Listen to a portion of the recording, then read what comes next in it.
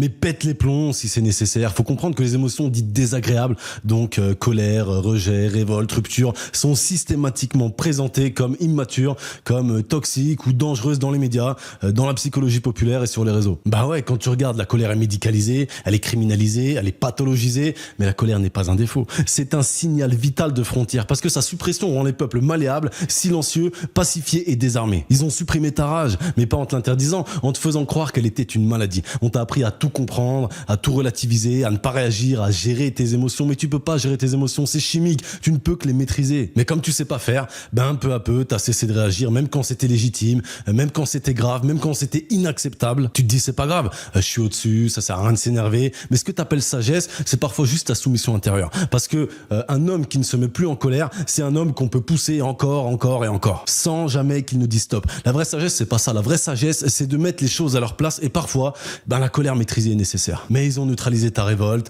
ils t'ont donné à la place la tolérance, la douceur, la patience et des phrases de développement personnel à la con. Et pendant ce temps-là, ils imposent, ils prennent, ils déplacent, et toi, tu respires et t'encaisses. Et tu continues. Mais il y a une grosse partie de la population là qui veulent plus encaisser. Ils hurlent pas, ils cassent pas, ils brûlent pas, ils reconstruisent, froid, stratégique, aligné. Ils rejettent pas leur colère, ils s'en servent, ils la canalisent, ils en font de la clarté, de la vision, de la puissance. Ils savent que la colère n'est pas une faille, mais qu'ils savent que c'est une boussole, un moteur, un instinct de survie, et qu'elle n'a qu'un seul but, corriger le désordre. C'est exactement ce qu'on a structuré dans Syndicate. C'est un espace pour ceux qui en ont assez d'avaler, si tu vois ce que je veux dire, qui veulent reprendre leur axe, qui veulent transformer leur feu en pouvoir, qui veulent agir, qui veulent construire, qui veulent diriger leur propre personne, qui veulent se relever sans permission. Dans Syndicate, on te calme pas. On t'arme mentalement, physiquement, stratégiquement, financièrement.